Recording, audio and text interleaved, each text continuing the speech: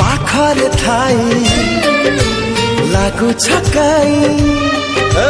पाखर थाई लागु छकाई रहिछ बहु दूरे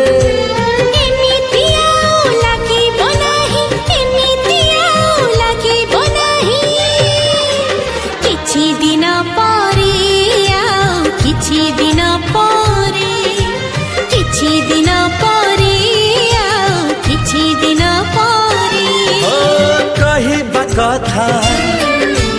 कहिबा पाई कहिबा कथा कहिबा पाई कहीं की छाती थरे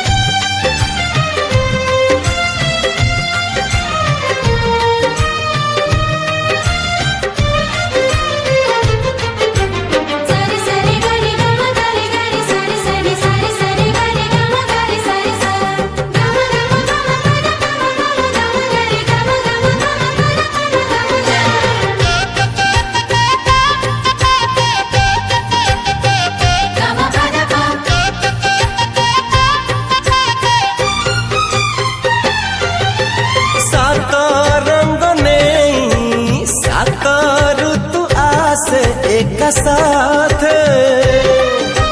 मनो मने बापाई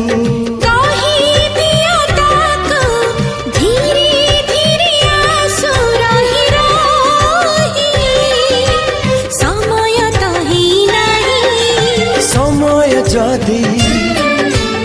आसिनी देवे समय जदि आसिनी देवे कहीं की मन झुरे